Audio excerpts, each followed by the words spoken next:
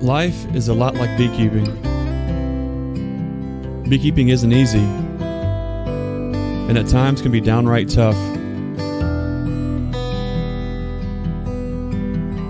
Sometimes you feel like you're on an island, that you're not making a difference, and that you're on your own.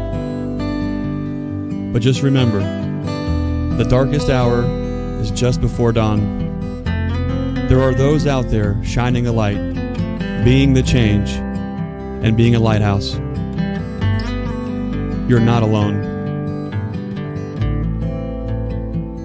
There's an incredible community of folks who want to help, who want to lift you up, and want to see you do well.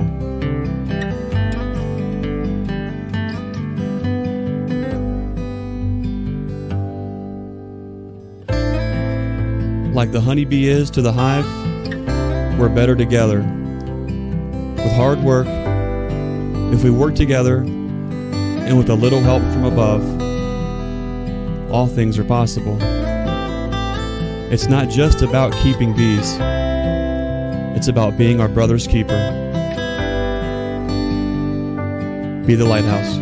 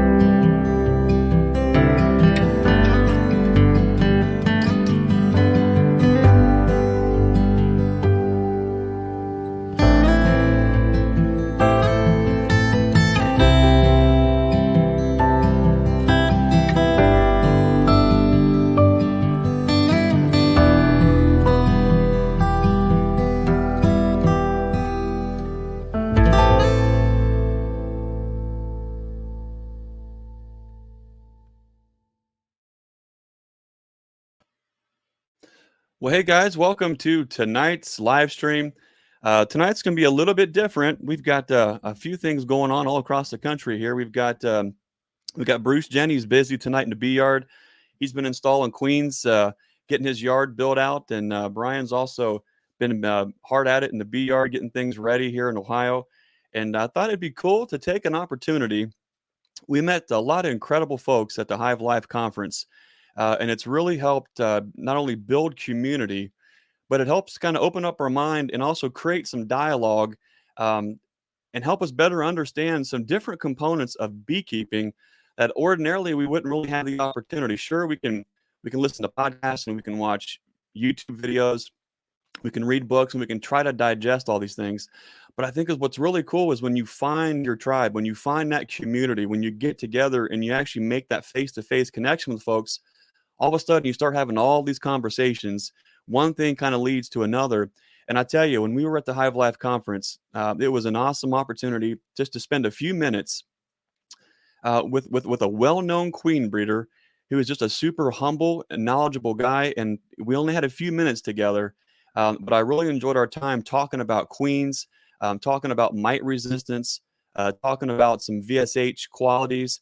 And I thought, hey, it'd be really cool to get this fella on and kind of better understand, what does mite resistance mean? How does that kind of play in to our beekeeping models?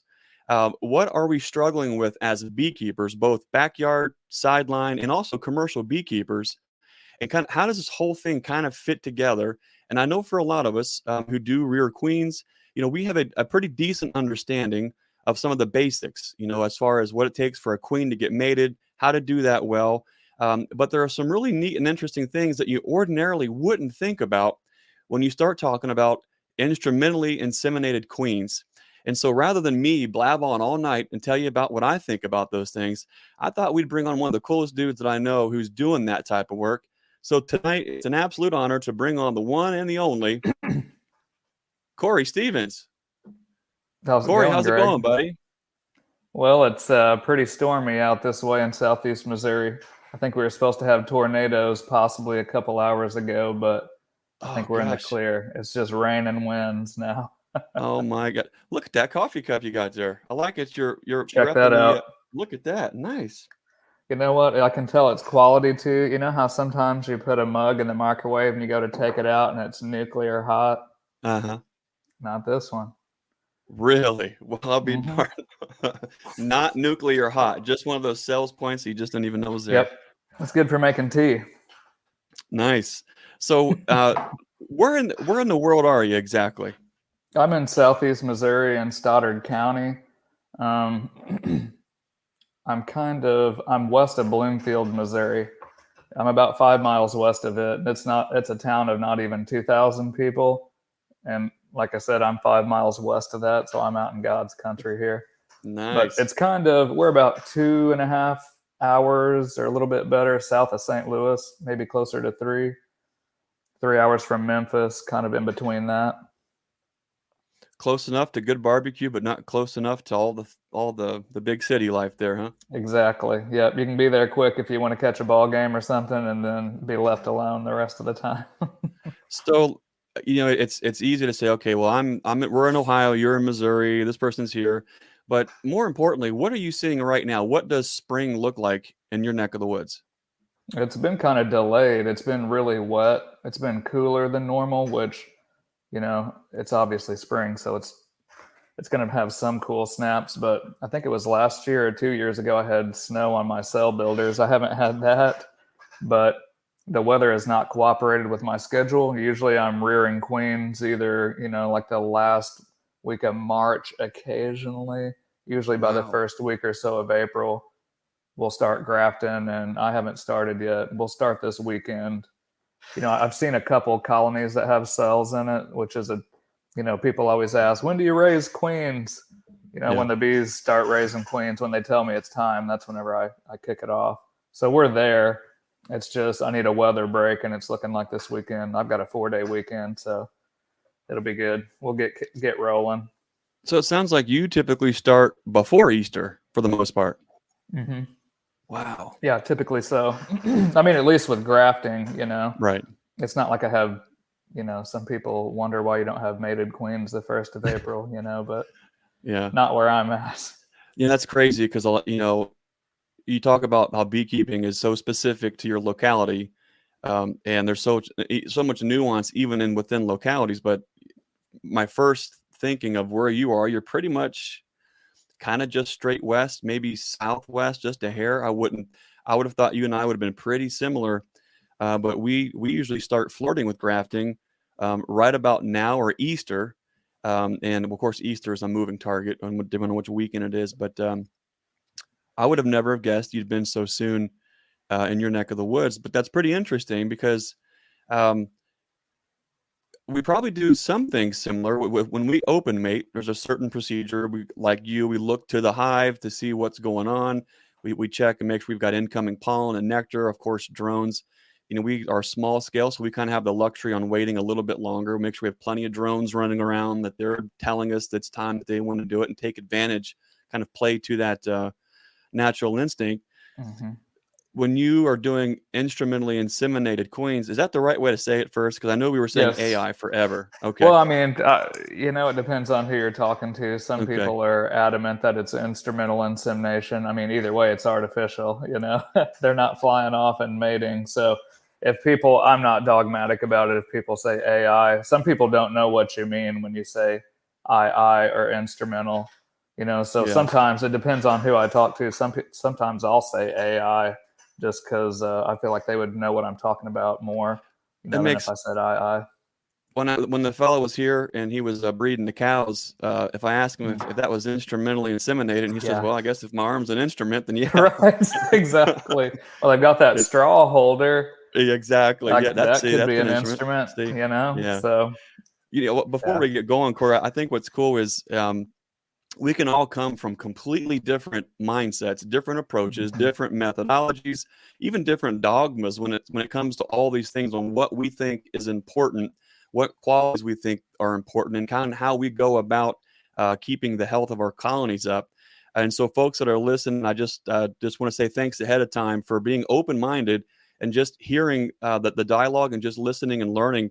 There's a lot of folks that sometimes get a little too wrapped up in classifying, well, this person's of this kind of treatment method, or this person is of this kind of thing. And then automatically we can sometimes shut down mentally and lose opportunities to kind of hear more of the story and better understand a lot more of these approaches.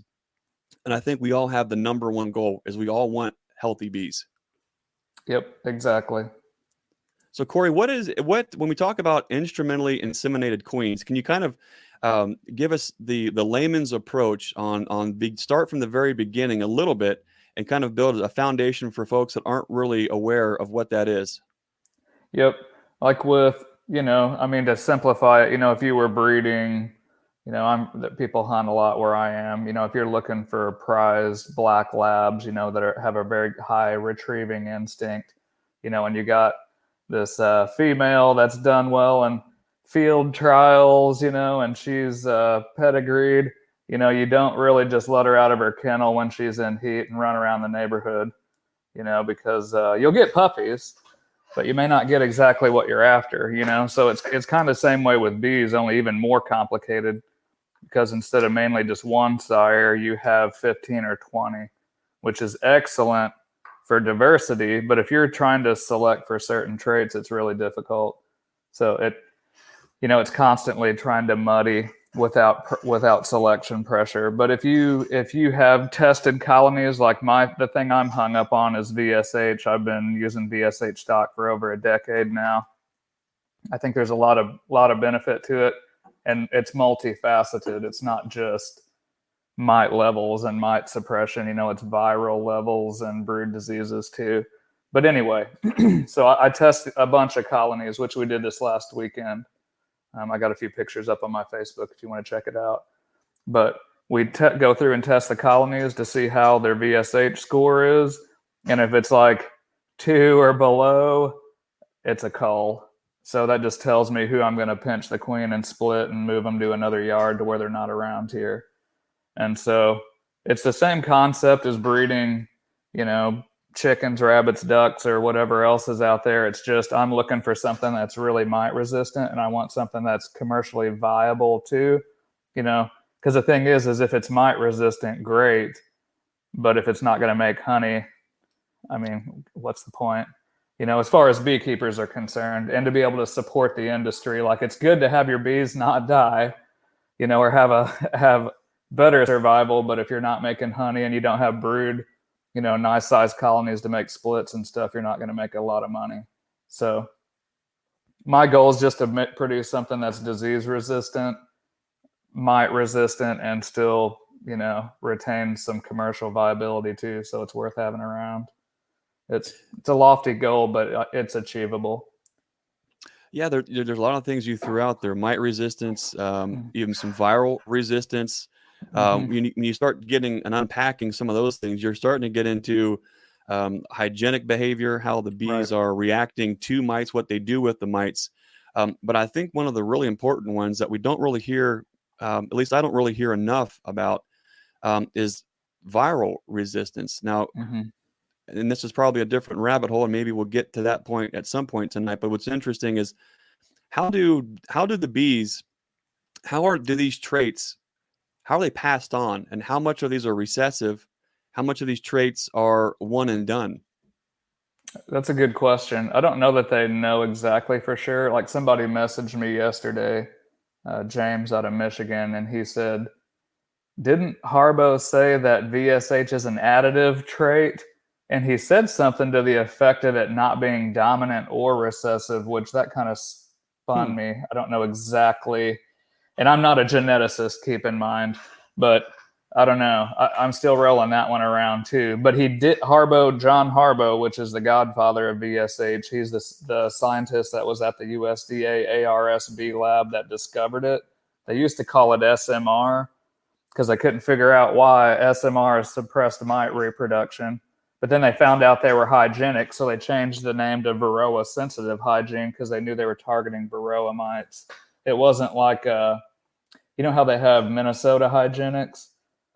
That's like general hygiene is what I'd call it. Well, VSH is Varroa sensitive, so it's Varroa specific hygiene. Mm-hmm. So what I think is there's probably some of the same genes. It's basically, I don't want to make it too complicated, but it's a gene set. So it's not just one allele or one set of genes, it's multiple sets. And I'm not so sure that hygiene and VSH don't have some overlap. Maybe hygiene slightly different, you know, because if you just hygiene test a bunch of bees, you won't get foul brood, you won't see chalk brood and things like that, but they're not necessarily Varroa specific. So it's odd. But if you VSH test them, it's Varroa specific. But the thing is they're hygienic too. And I don't know, you could probably be somewhere on the spectrum between the two, you know, but I haven't, like all my bees, I say all of them, the vast majority of them, all the breeders I tested last year were top tier, or you would say 80 to 100% VSH. That's a 4. It's like a top score. All of them, all the breeders I tested were 4s. But I haven't gone back and freeze killed, you know, because there's some people that are like, well, are they, you know, if they're VSH, shouldn't they be hygienic? And then I saw some chatter on a forum that was saying somebody in Canada had VSH and they tested it. They weren't all hygienic, which I don't know. Historically, I thought VSH or hygienic may or may not be VSH, but all VSH should be hygienic. And I could be wrong with that, but that's kind of what I've had in my mind for a while. Because once I started using them, I used to see deformed wing virus prevalently. I would see chalk brood prevalently. Now I've seen, in the past 10 years since I started using VSH queens, I don't know that I've seen a single bee with withered wings, which is a bold statement, I know, but I don't know that I have. And I haven't seen one cell of chalk brood, which it used to be frequent. I mean, it's pretty swampy where we're at, you know, in southeast Missouri. It used to be a swamp, but they drained a lot of it. So, you know, high humidity. I don't know how it is where you're at, but I would assume that would be, you know, areas that are prone to chalk brood. And I want to get into the viral resistance thing too, because I love to go down that rabbit hole, because it was nothing but experience based at first. And I think I've put some smart people papers to it to kind of explain it a little bit. But before, I just didn't know what was going on because, you know, like I said before, I would see deformed wing virus, I would see chalk brood. Well, just because I'm inquisitive, I'm like, what if I just switched it and I just put a VSH queen in there? I didn't treat it. I didn't knock the mites off, which would be a good idea. You know what I mean? If you're going to clean it up and requeen, it's a good process, but I like to experiment. So I just switched with an F1 because I was getting breeders from Tom Glenn back in the day.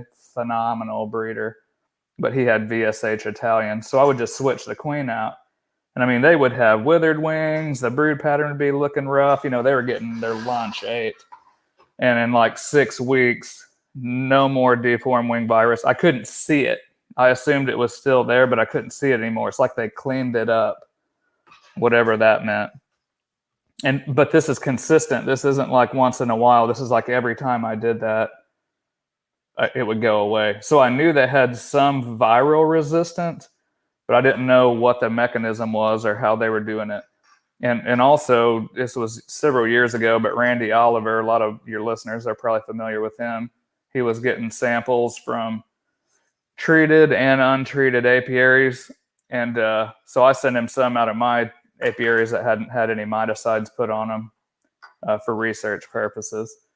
And I think he was expecting to see the results and go, oh my God, look at how dirty and nasty and ate up with viruses those bees are that haven't been hit with anything.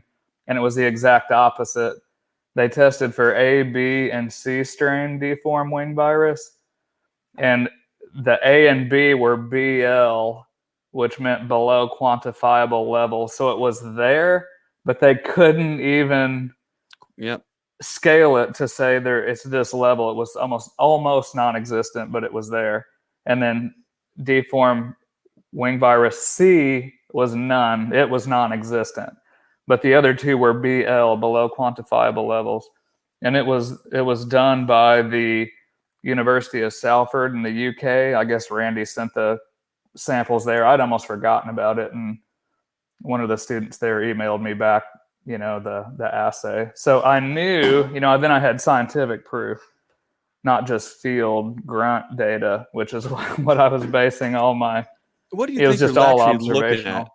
What do you when you're looking at those data sets? You talked about Varroa specific hygienic, Varroa sensitive hygienic. Are we talking about the ability for the bees to chew up, run out, and remove Varroa versus detecting any other kind of, like you mentioned, disease or bacteria or whatever is in the colony and removing that hygienically out? Those seem like separate subsets from being any kind of viral resistance gets into something I think way more complicated. It is. And so that being said, viral resistance, are you saying that the bee itself is developing genetically resistance to all of these things that we're talking about, and that those traits can be passed down to the next brood? It is heritable, but the thing that I think is the case is there was one paper I saw that came out. It was Allison McAfee. She writes for ABJ, Kirsten Trainer, and there was several others on it, et al., I guess you would say, and others. And it said they had found that VSH bees throw out pupa with, what was it? Is acute bee paralysis virus, something like that. Israeli acute or acute bee paralysis, something like that. Anyway, but it said, but not deformed wing virus. Like this is somebody's study they were quoting. I think they were wrong. I think they throw out deformed wing virus infested pupa as well. And there's also a study like Kara Wagner, Dr. Kara Wagner. She was on Humberto's channel a while back and had a killer presentation. She figured out that the VSH bees were detecting unhealthy brood odor. She called it UBO. So it's like they know they're sick. And I think those bees know that something's wrong with that pupae if it's ate up with mites or viruses. And I think they chuck them outside. Because it was kind of a controversial thing. I say it was, at least with my field data, that Zach Lamas found that, and him and Jay Evans at the bee lab in Maryland, I believe, found that like the hygienic bees, did you see that going around? Like Ian shared it. It's like, do hygienic bees spread viruses? Because they found while they're tearing them out, that bee does get infected. And I was like, something screwy is going on here because it's not matching what I'm seeing in the field. Like they're right on a cellular level, but something's not right out here. And Kara Wagner said she thinks that those bees almost like fall on the sword. Like they take one for the team. Once they get a high viral load, they're shunned by the bees as like, get out of here, like, typhoid Mary kind of a thing, or they fly off and disappear. Because she said the VSH bees, she said that in a thing, have much lower viral levels. So I think it's twofold. They have lower mite levels, which will lead me into the next point that I wanted to get into. And they'll have lower viral levels because they're hygienic and they're ejecting sick pupa, which is why you don't see chalk brood and why you won't see American foul brood in it, because they threw it out. As soon as they detected something's out, instead of, it's like, that's a bad example to use. I was going to say, if your kid's sick and he starts throwing up and you threw him outside, you wouldn't get sick. And I wouldn't recommend doing that. Well, when the dog ate a chicken and she starts puking feathers, and you can hear her doing it, you get her out as quick as you can, Yeah. you know. Yeah. But I mean that makes sense to an extent. But one of Mhm. the things that, and maybe I'm over it or making this more complicated due to my lack of understanding. But we talk about viral resistance. If they're detecting that something's not right in the brood, that's one thing, and they're removing that. In my mind, when I think of viral resistance, it would be like you and I, through Yeah. our gut biome and things like that, that we're less affected by those things that we're surrounded, and then can build a resistance to. Is that And it occurring could with be the honeybee? that could be going on too. I mean, like, really, and here's the thing though, like, the bee's liver, like, that detoxifies it basically, is its fat bodies. What Hmm. do the mites feed on too? I mean, we're Hmm. going down another rabbit hole here, but Sure. like, whenever varroa feed on honeybees, like, it literally affects their immune system too, Right. and infects them with virus. But there could be, a lot more to it that I'm not scratching on. There's all kinds of resistance mechanisms. There's a lot of I'm just kind of overlap, hung it up. sounds like. Oh, A lot of big time. overlapping things that one and one may equal three when we're talking about a couple of these things in play, rather than just saying, yes, these bees are Hmm. immune to Israeli paralysis, or these bees are immune to cyanide, or there's maybe more than just, not maybe just that simple. Absolutely. Yeah, everything. That's the thing too, is I caution, if anything seems black and white, something's wrong. I Like, got you you. didn't look deep enough, or you know what I'm saying? I'm kind of a skeptic at heart, and I just like to dig and see what's underneath and how it actually works. But VSH it's pretty impressive. There's a lot of people that are trying to redefine it around, and it could be because of the complexity of it. Maybe they're hitting a certain angle. Like, some of them say that I think maybe the brood isn't as attractive to mites, so they're just not interested in it as much, and that may be an area of suppressed mite reproduction, because whenever you do a VSH test, that's what you're measuring. You're measuring the colony's ability to suppress mite reproduction. They're specifically targeting reproductive mites. So if you have a colony that's a VSH, it's a 4. Like, I've got a YouTube video you can check out on my channel. It just shows you how I score it. I just use a Harbo, which, like I said, John Harbo is the godfather of VSH. I use his assay. Didn't change it, didn't add to it, didn't question it. There may be better ways to do it, but he's way smarter than I am, and he figured it out, and he knows how to measure it. So it's like Sue. I learned instrumental insemination from Sue. I just don't question it. She knows Right. she knows She way knows what more she's about it than doing. I do. It works. I'm not Yeah. gonna mess with it, really. So Anyway. the term VSH, a lot of folks, they sometimes maybe misidentify that as being um, a strain or a breed. VSH is Mhm. talking about the overall qualities, the attributes, and those are overlapping. But not all VSH are the same. Yep, you're exactly right. Yeah, some people think it's like an Italian or a Carniolan or a VSH. Like, VSH, like we touched on earlier, is an additive trait.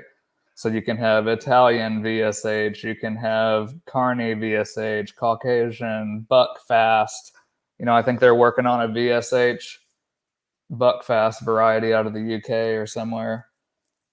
So it's basically they're just selecting for those traits. And that's the thing too, is like, I think some people, like, I think Cayman had tried some VSH, and I think they sucked. He didn't really like them.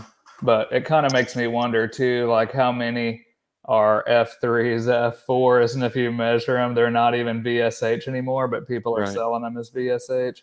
But not a lot of people are testing. Like, I'm in Harbo's breeding group. I just relied on breeders. Like, I just thought it had to be some white coat somewhere to test your bees and tell you if they're VSH or not, but that's not the case. It's really not. I mean, me and Yeah. my friends figured it out in a weekend while partying at night. You know what I mean? Having a good time here at the house and eating and laughing and having a good time. And so, I mean, don't think it's something that you can't do. If you're interested in trying it, check that video out and give it a That's shot. a good point that you bring up because and for folks that are tuning in or just jumping on, they've asked to define VSH again. Just briefly, if you would, just get the quick elevator speeds on VSH, and also if we at some point can get back to the fact that just like not all Carney Italian or Carney Caucasian breeds are equal, there's a difference between VSH, and I want to at some point we'll get back to that. But could you, for folks that are getting on late, could you just define what VSH means to you? Yeah, VSH is Varroa sensitive hygiene. So what that means is, like, if you have a brood frame and it has cap brood in it, there's mites under it, almost guaranteed. So if you put that in a VSH colony, they're going to go around and smell. It's like a beagle looking for a rabbit. They're just smelling around. And whenever they smell that there's a mite that's reproducing in there, she's going to have babies, they uncap it, open it, throw the pupa outside. And the dudonymphs, or the young mites, don't survive. At least that's the general understanding. It shuts their mite reproduction down. So the foundress mite, she might be able to go try it again. But if they're VSH, she's going to be trying in vain, because she'll go to another cell and they'll uncup that. But the thing is they'll leave non-reproductive mites. It's bizarre. That's why they specifically called it SMR, which I think is a good name. It's super accurate. They changed it to VSH because they found out that they were hygienic, that it was a hygienic mechanism because they're throwing it outside and uncapping it. And SMR, for folks who aren't familiar with the term. Yeah, and I use the term SMR a lot too because I think it's dead on.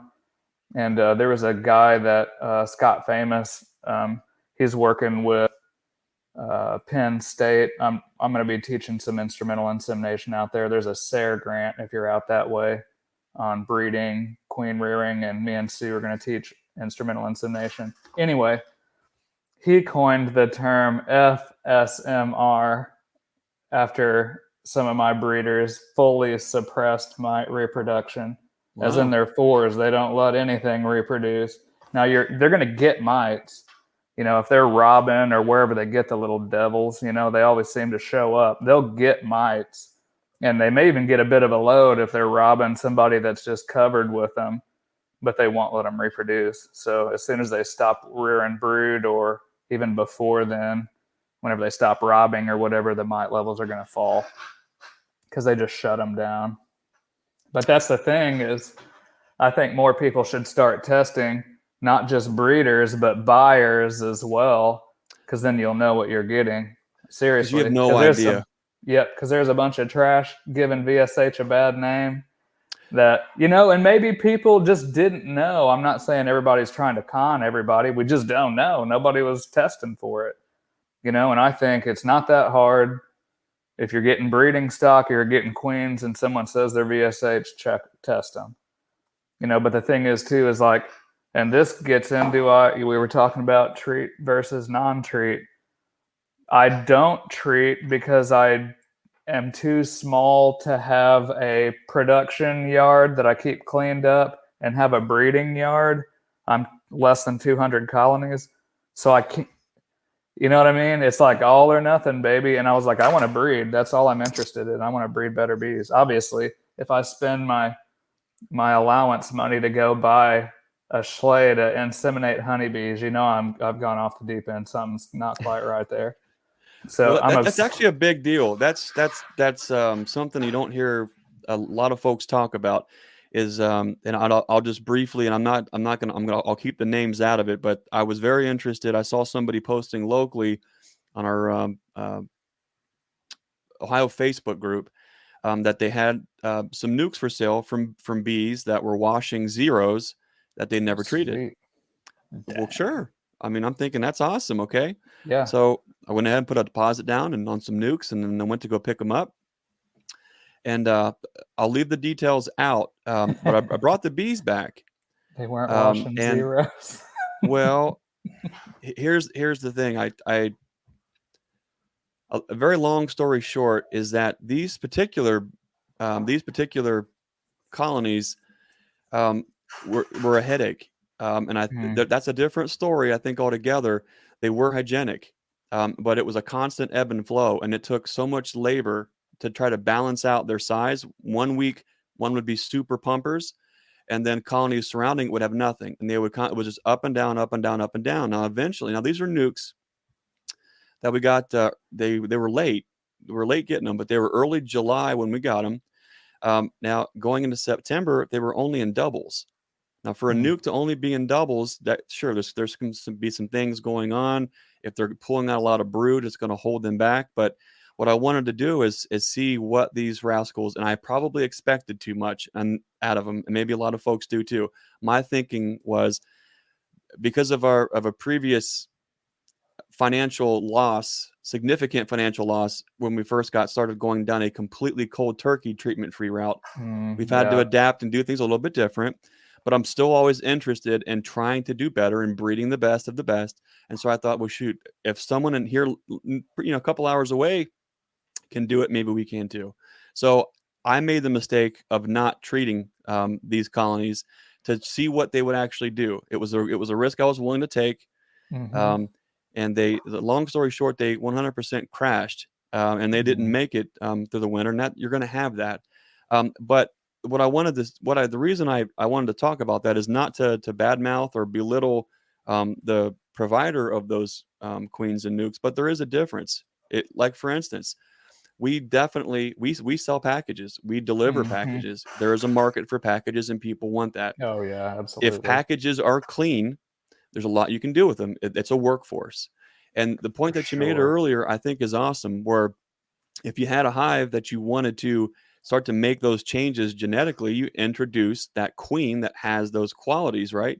That Right. can do a certain thing. But what happens if the nuke or the split that you're introducing that queen to is already starting off on a very bad foot to start with? I don't think that it necessarily matters Yeah. if the workforce and the brood and everything else is already starting off in a poor light. By the time that VSH queen starts to lay, creates enough brood to start to see those attributes and things start to pick up, or at least 45 days, Yeah. it's six going to get weeks. tricky, and Yeah. then you can start to have colonies crash.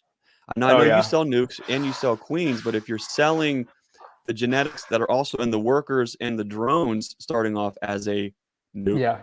to me, that's a different product than just slapping a VSH queen on a package. That's totally true. Yeah, you're exactly right. I mean, it's like, well, it's just like if you were looking at, a track meet, regardless of how fast somebody is, if you started them back far enough, even I could probably beat them. You know what I mean? Yeah, Same concept. that's a good So point. yeah, definitely.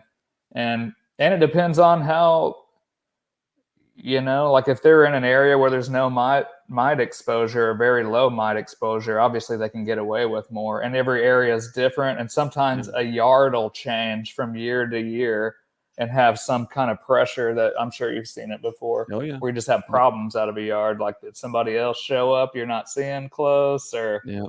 I mean, Hmm. who knows what? Well, that But was yeah, this year they're for everybody in the Midwest. It seemed like there was lots of things going on, but yeah. What do you and I do with? still lose bees too. I mean, it's not Right. like I have zero losses. You know what I mean? I feel like it stays below the national average, so I don't feel like I'm getting my tail kicked. But there's also a thing here too, to where, like, I think that was my thing at first, is I wouldn't wait for them to get too raggedy. Whenever I first started using VSHBs, if I ran across a colony, if I started seeing deformed wing virus, if the brood pattern looked goofy, I didn't wait to, well, whenever I was a new beekeeper, I was all hopeful that they would pull through. But Hmm. after I started raising queens, I just got cold. Like, if they weren't cutting it, they got flicked out in the grass. And like, I didn't wait for them to crash because I wasn't using anything that gave me an advantage other than genetics. I wanted it to be a genetic solution. So I had Yeah. no other option. So proactive requeening was all I had, really. But it also showed what VSH is capable of. And like I said, it's not like none of your bees are going to die and nothing goofy happens. You never see problems. That's unrealistic. But I think it's night and day difference if you're using some. Like, I think Cayman's kind of maybe a little skeptical over, Eugene, one of my friends, he's the editor of American Bee Journal. He came down and tested this weekend. He's like, I think you've got some Mite hit around here somewhere. He's like, I'm really impressed with these results. But if you took it and stuck it in a apiary where there's, you know, a commercial operation next to you or something, you'd see a lot more mites. But either way, the SMR score should be the same. You know, it's actually easier to score VSH if you've got a mite load, but that's the catch 22. Like, we do our scoring in the spring, which if you treated them, you're going to get false positives. So I can't treat them because then I'll get a false positive. But then later in the year, you know, I can get better results because everybody knows that mite loads climb as the season goes on for whatever reason, them reproducing and whatnot. I can get better scores later in the year. But then you know how hard it is to make up nukes in August and try to get queens mated and get them to make it. It's just difficult. And then some of them supersede, and then you're starting, you know what I mean? Not all of them, but some of them you're starting from scratch the next year. So yeah, we test in the spring. I see Joseph asked what my thoughts were on the Paul line and the 2.0. I don't know exactly. I haven't used them. I used old school Tom Glenn Paul line, and they were killer. They were excellent bees. I don't know. I don't have an educated opinion on the newer ones. What are your thoughts on? We can go down a lot of rabbit holes, so I'm trying to keep it reined in here mentally, because I know there's some things that you definitely that we definitely need to cover too. When we talk about, so Cory can create, and I hate to use the word, but if anyone knows queen breeding, they know Tabor and they know the old book breeding super bees. So let's just say if Cory's breeding super bees that have these attributes, do those always replicate in all the areas that those queens go out to, or are the different forage, the different feeds, the different pressures, all the differences locally? How much does that play into the overall ability of a VSH queen to perform at an acceptable standard wherever she goes? That's a good question. And this is I want to lead into, this is why I think other people and other breeders need to start selecting for VSH. They don't just need to come from Glenn or BP or whoever. They need to come from different areas because it's an additive trait. It's not, like we said earlier, it's not a breed of bee. Yeah. That depends. Like, I feel like mine are fairly conservative. They're fairly durable. But I mean, there's variations. Your climate's going to be different than mine, you know? So, I mean, overall, I feel like I get very favorable results, especially with mite loads. But that's the main thing I was looking at. You know, like, I would sacrifice a few things. Like, that there's a Tom Sowell quote people always know that I say. It's there are no solutions, only trade-offs. Like, if you fix one thing, something else you may have to pay for it a little bit. I feel like the trade-off cost on VSH is really good. Like, you're not sacrificing a lot, but at the same time, like, I traded a little bit of temperament for higher VSH scores, but my survivability goes higher, so I have more bees to work with. But if you're not a gentle handler, if you're kind of get it done and maybe a little jerkier, you know, you might have a few bees get on your veil, especially if it's a little cool out. You know what I mean? Yeah. I still don't wear gloves with these, so I wouldn't call them aggressive, but they're not pussycats either. Where some of the ones I had in the past were, I feel like they had it all. I think Tom Glenn was the one that did that. But where was I going with this, Greg?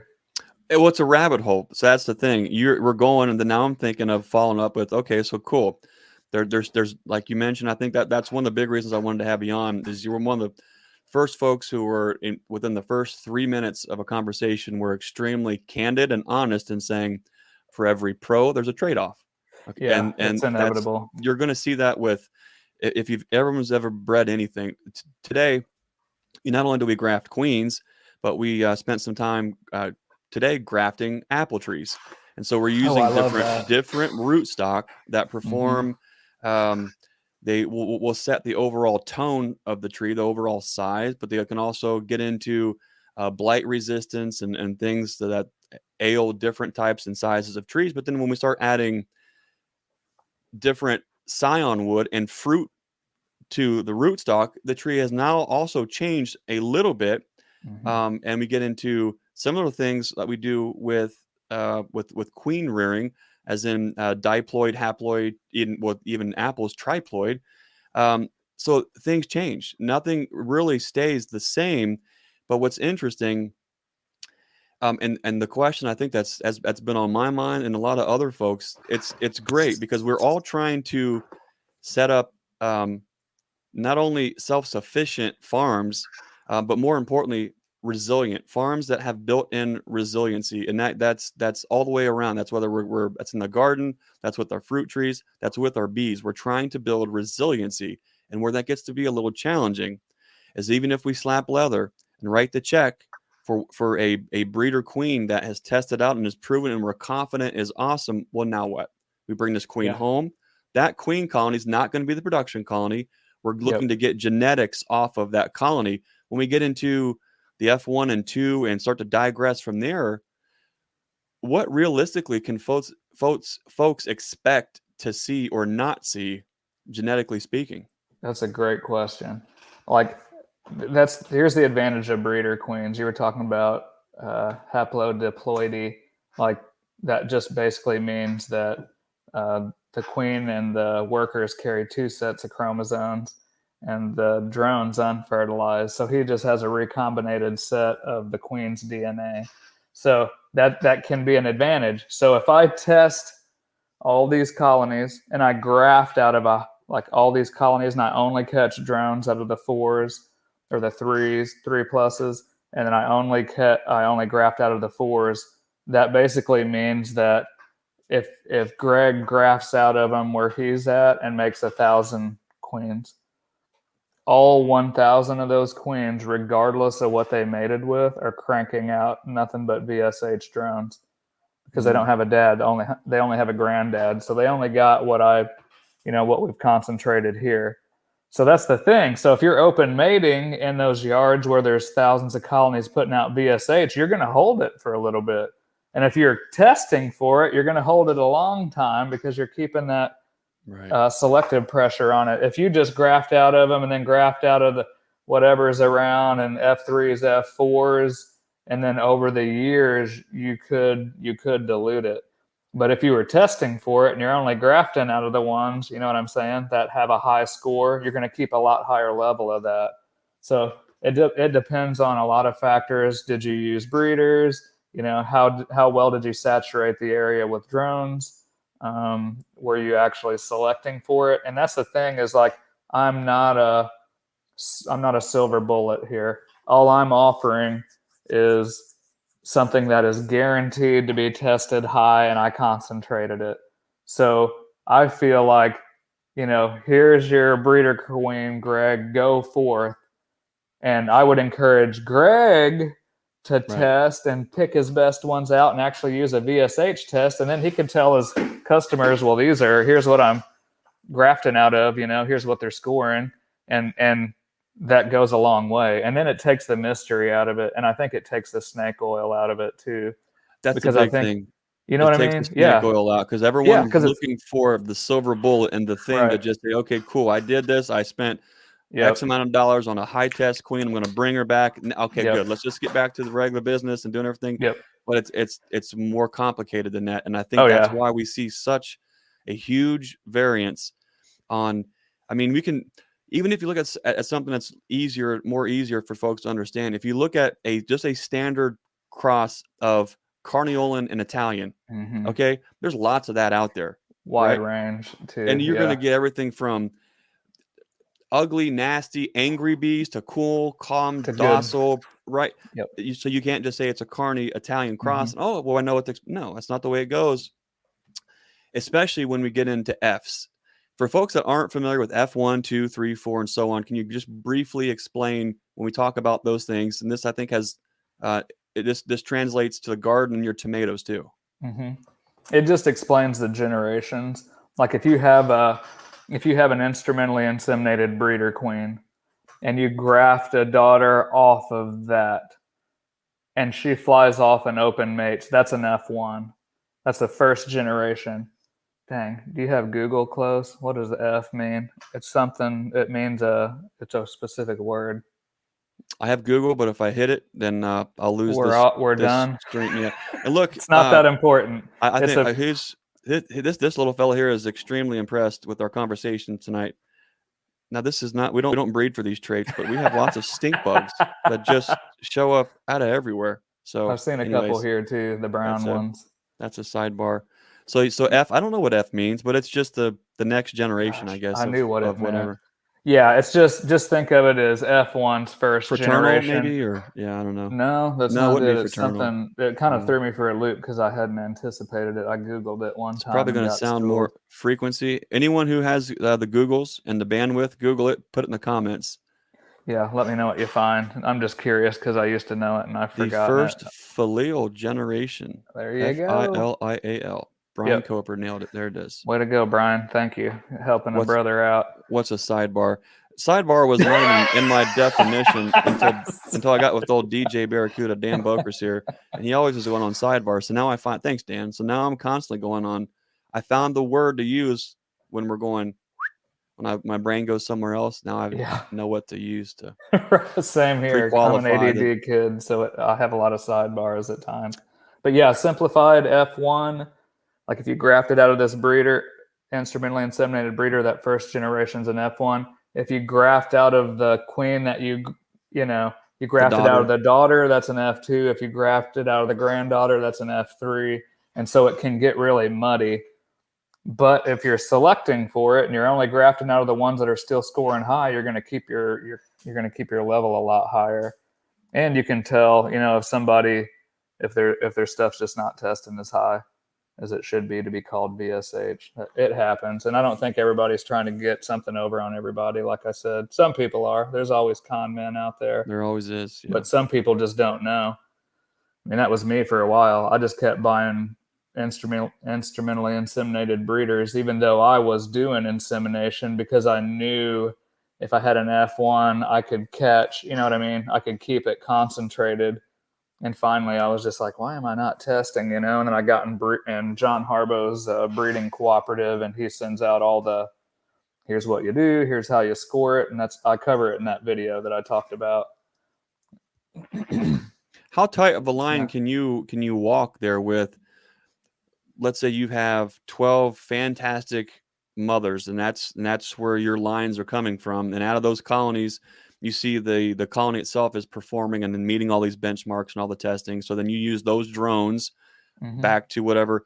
How tight can you get with inline breeding, and how much how do you have to freshen up first? I guess the question is, how much of a issue is inline breeding, and if it is, what do you do to continue to diversify your stock?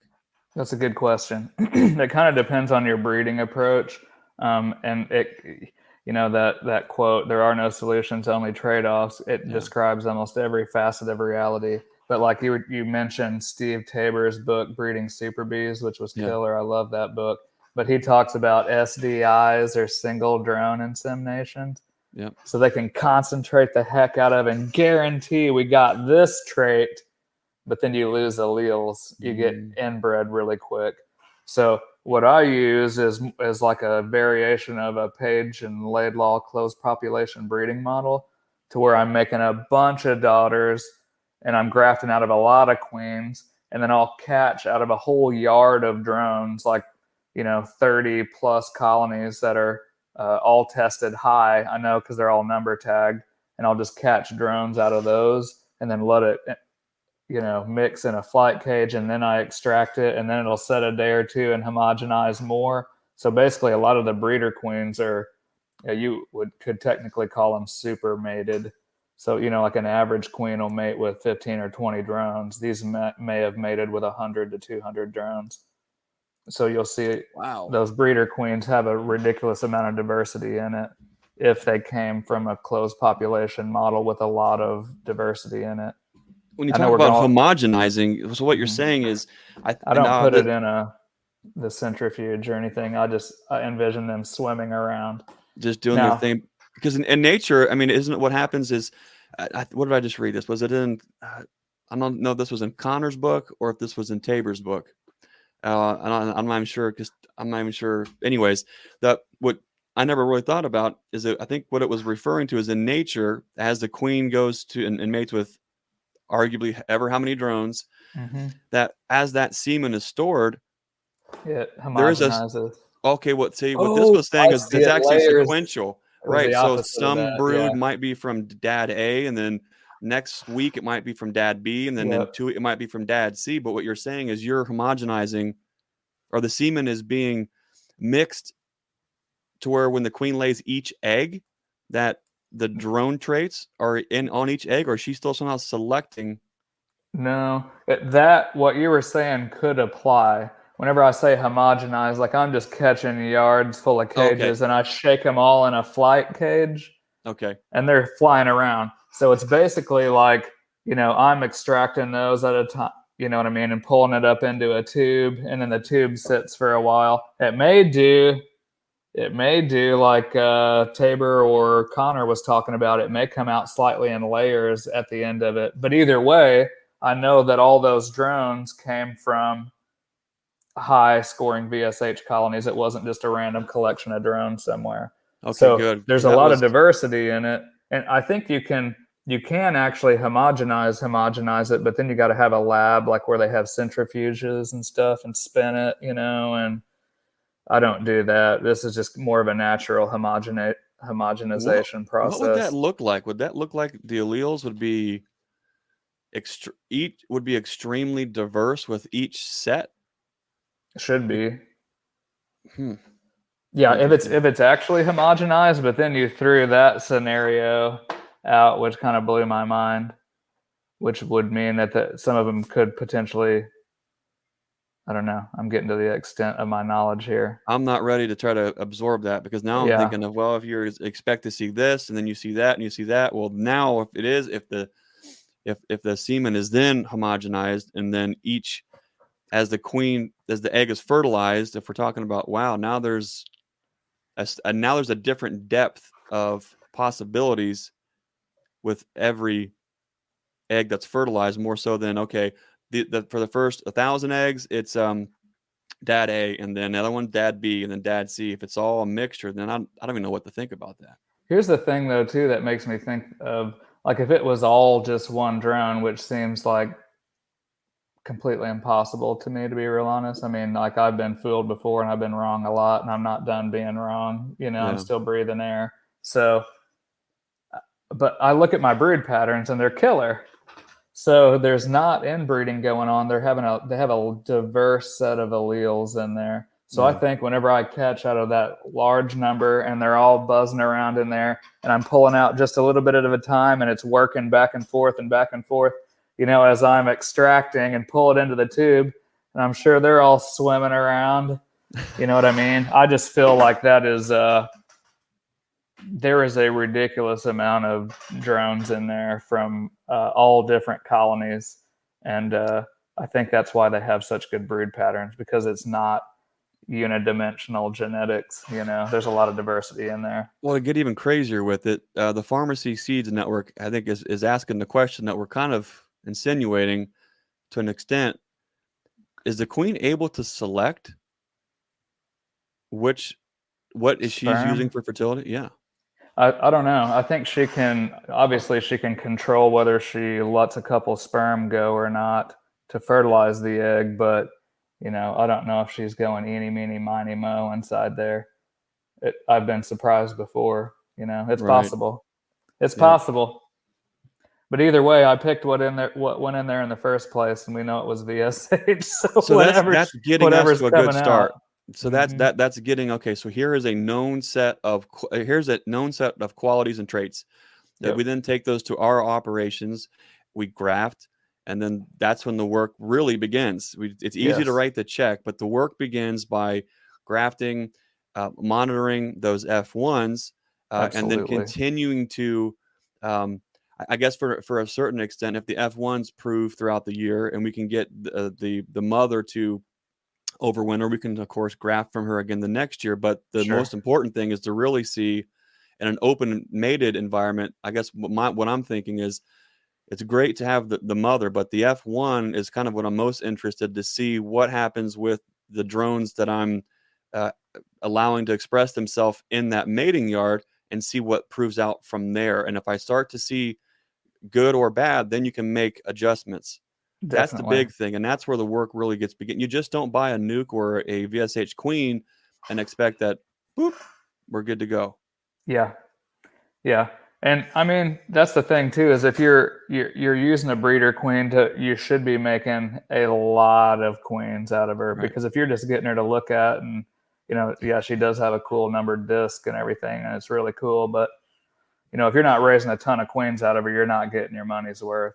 That's the whole point, is raise a ton of queens, and everything, all your nukes, make up a bunch of queens with them. Every time you see somebody that's something's not right, or they have Right. an ungodly mite load, if you want to hit them with something and clean them up and requeen it and give them a fresh start, that's what I would recommend. And test, like, Yeah. don't stop there, because your F1s may be better than my F1s, because first off, you have heterosis, which is hybrid vigor.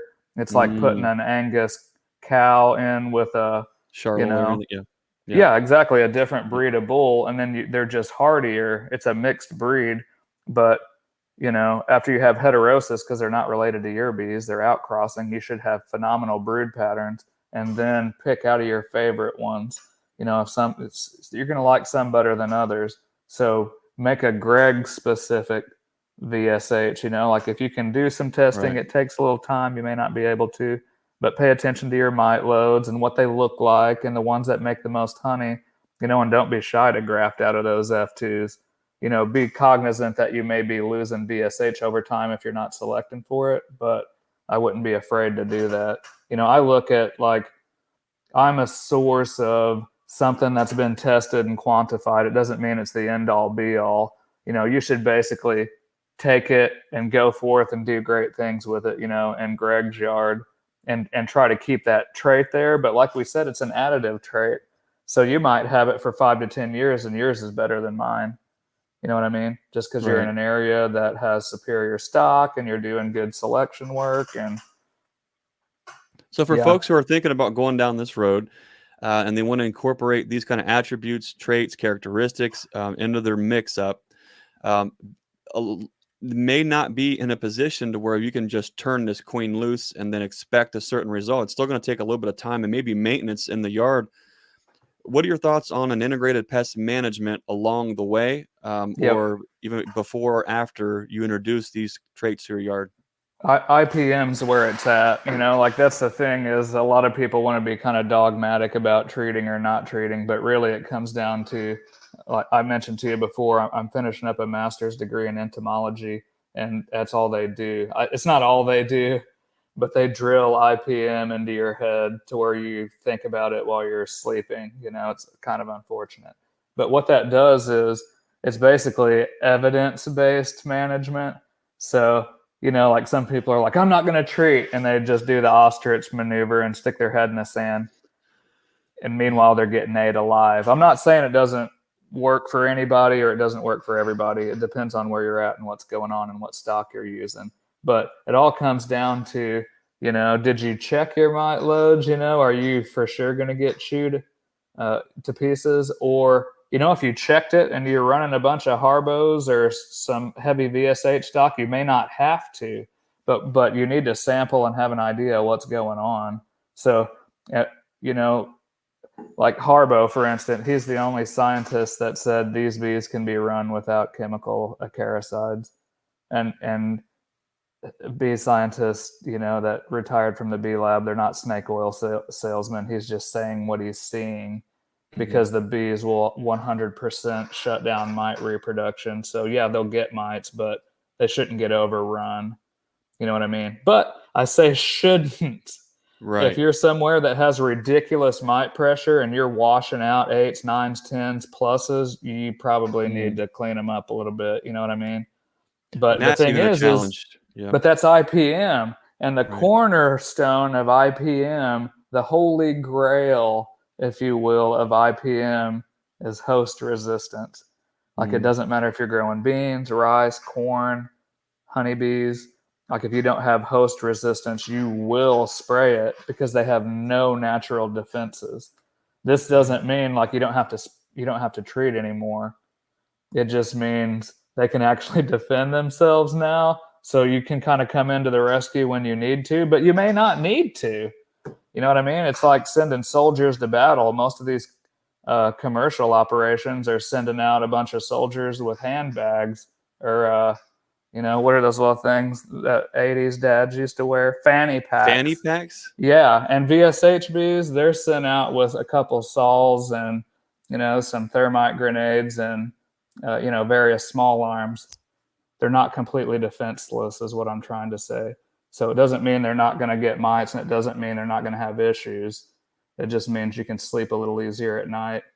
And you should, if they're actually VSH, have measurably lower mite loads than comparison A, B, or C. Right. It's an opportunity to go in a certain direction and then adjust course. The same, like we were talking about apples earlier. At least in our neck of the woods, fire blight is a real thing, and there are certain root stocks that folks will use. We've gotten away from a lot of these type of root stocks because they're a lot more work. You need taller ladders, but a lot of standard root stocks like Antonovka, for instance, has a little bit better on fire blight. Well, fire blight, it's resistant. It's not proof. It's resistant. Exactly. So now what we're seeing is even the Antonovkas are affected by fire blight. And now you're thinking, well, shoot, now what? You go through we were on 20-foot spacings, and we've got booms and trucks to harvest the fruit off of these massive trees now, and we still have fire blight. Well, now it's not an equal comparison. But then in my mind, I'm thinking, well, what I just planted was a lot of dwarf and semi-dwarf, because if I'm going to have trouble and I have an expected yield that I have to harvest, maybe I don't wait the 10 years for the standard to fruit on a spacing of 20 feet, this many bushels per acre. If I'm still going to have the trouble, in farming, it's easy to just focus in on bees and say, okay, well, great. We're all talking about mites, we're talking about vira, and on and on and on. So here's a solution. We did this, we did this, we did that. But yes, there's nothing new. Like in the book of Proverbs, there's nothing new under the sun. It doesn't matter if we're talking about mites or trachs or anything else, right? This is something that we have to learn how to roll with and adapt with, just like in every other aspect of farming. And that's why if you look just in Ohio, in the valleys here, every farm looks different. Some even how our old farm was on a northern exposure, and nothing would ever fruit. Everything took forever. At the new farm, we have ridges and we have south, and it's like it feels like we're in a completely different state. The maples bloom 2 weeks before they do at the other place. There's all the kinds of little nuances that you have to get good with, and you can't just say, well, I'm going to plant Antonovka standards and all the rest of my orchards for all my days, and I'm never going to see fire. No, you're still going to have to do some things. You might still have to have a compromise. Absolutely. And some kind of a management protocol that's going to put you in a position to harvest a yield, if that's what your goals are. And one of the challenges that we see is with a lot of folks who are very, what's the right word here? Very passionate about bees and specific methodologies. Is a lot of these folks are in a certain scale where they can afford not to have a yield, and that's okay. Where this gets to be a challenge, and where I think what I'm trying to better understand is how we can integrate traits on larger scale and see those replicate to where we can continue to get the benefits from it, because there's not a single beekeeper in the world. I shouldn't say that. Even the commercial guys that I know, the Warners, Bob Benny, these guys don't want to be out there treating their bees if they don't have to. They want what's best for the bees. Well, plus it costs money and time. Nobody that is in business wants to waste money and time. And like VSH is just a tool in the toolbox, so to speak. But it's a pretty good sized hammer. I think I'm biased a little bit because I've been obsessed with it for so long. But I mean, it's not like I haven't studied the other stuff too, like aloe grooming or general hygiene or auto grooming, things of that nature, but I think that VSH packs the most punch and shows you the most measurable results, and it targets the root cause of all the problems, Right. which is mites making more mites. If you can completely shut down mites making more mites, there's no mites. That's true. That's an overgeneralized statement. It seems like the little jerks are still around. Yeah. You know what I mean? But they're not as big of a problem. It's not like you're constantly getting your butt kicked. They can defend themselves a bit. Mm-hmm. And it's Yeah. multifaceted too, because you're not only targeting Varroa reproduction and Varroa levels. You'll have lower Varroa levels, but I think they have extreme viral resistance, and then they're hygienic to whatever degree as well. So you don't see chalk brood, you don't see foul brood. So it's kind of multifaceted. Is it a cure-all? No. I mean, basic beekeeping still applies. Even the most mite-resistant bees can starve out if you're not paying attention. Right. You know what I mean? And they have a bad fall flow and you didn't feed them. It doesn't matter if their mite load's 0. If they're hungry and they don't have stores, they're gone in the winter. So basic beekeeping knowledge and practice still applies. I like what you're saying though, because you're not just saying buy these magic additives. No. You're saying, hey, this is where we can start. This is the direction we can point the ship, but that's where you have to roll the sleeves up and really get to work and maintain that kind of a that not only quality and standard, but those things are constantly. It seems as though it's a moving target as we try to understand mites, but more importantly, the viral nature of mites. That relationship, it's great. It's one thing to say, great, these bees are sensitive, they're selective, they're aggressive to mites or brood disease, and they pull this. That's great. But I wonder if some of the concerns that we're seeing with, I hate to use the word colony collapse because that usually means that something completely different for a lot of folks. But what some folks are seeing is that they're finding no mites in washes late going into the wintertime. The bees are squeaky clean and they're still tanking. Something's going on. Something else is going on, and I don't wonder. It's interesting, and this is another rabbit hole that you've already given us an hour and 15 minutes of your night, but we're looking at an organism that we think we understand what it is and what it does and how it works, how it ticks in this very finite window of time as a human. And we're trying to see adaptions and change and all these things unfold right in front of our very eyes like magic. And I don't know that it's necessarily quite that easy. And then maybe it's an undue worry, but I worry sometimes that the viral loads, the viruses themselves, we don't really have a good grip on. And even if we have let's say we're using an alcohol wash, for instance, to 90%, you name it, or just you pick the best metric, and the metric is showing that, okay, we do have some mites. There's a little bit of mites because there's always going to be some mites. My concern is that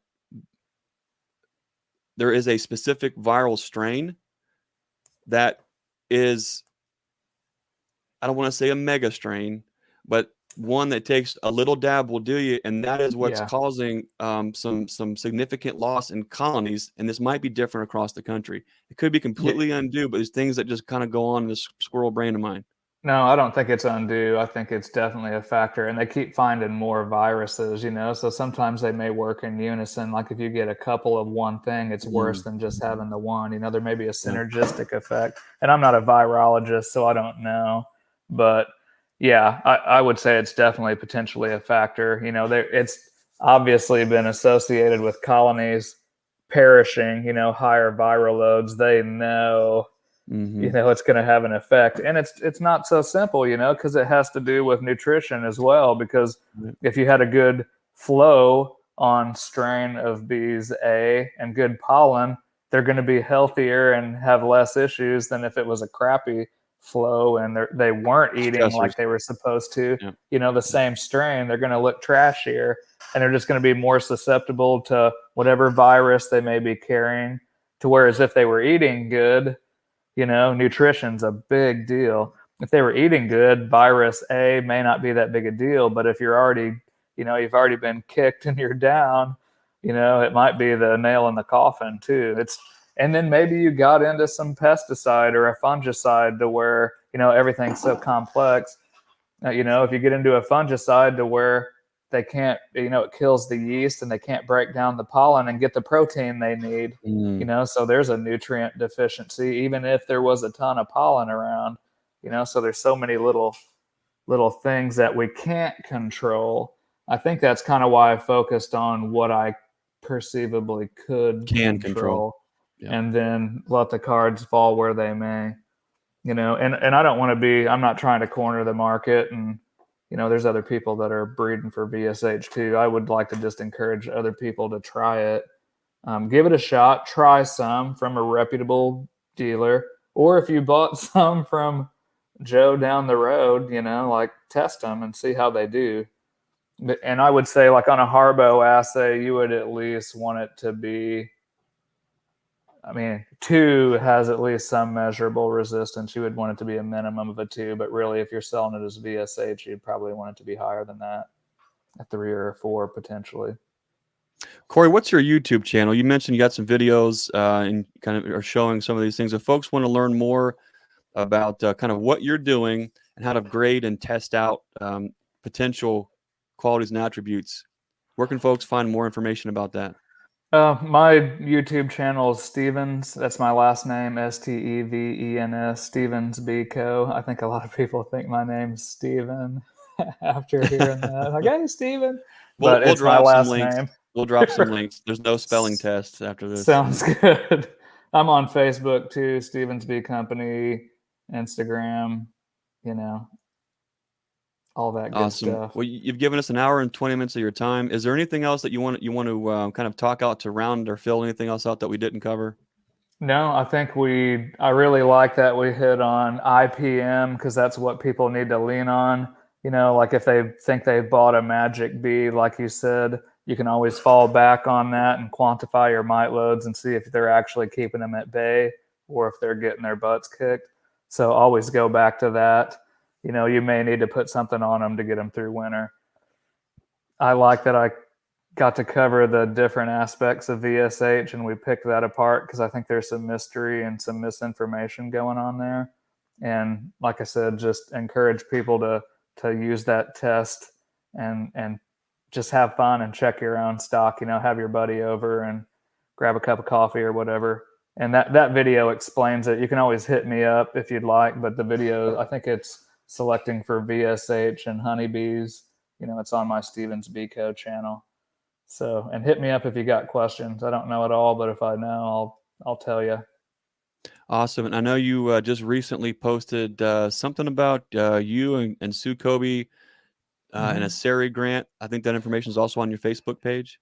Yep. I just took a picture that someone texted me. They found it. I didn't really say anything about it, and the word got out. I think it was a press release or something. It was Northeast SERI grant.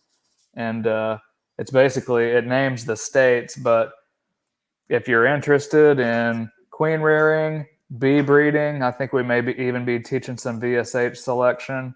And then I guess you would say that whatever cream rises to the top, they're going to pick a dozen or 13 people, something like that, to advance. And me and Sue Kobe are going to train them for instrumental insemination.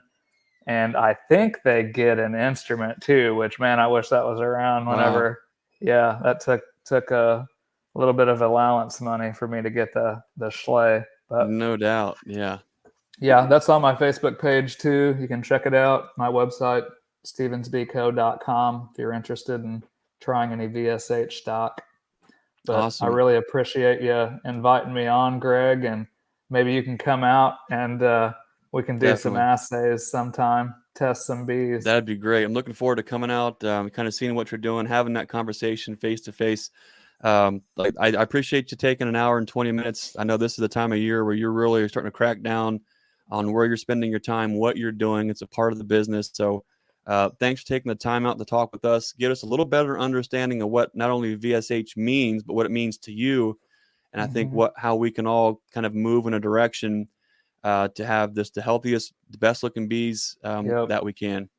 I think we need to implement it in our IPM programs. You know, I think Awesome. everyone would benefit from that. Thanks again, Cory. And I want to Yes, thank you all sir. for checking in, for hanging out with us tonight. As always, I want to remind you to be the lighthouse and be the change that you want to see in this world. We'll see you next time. Thanks for watching.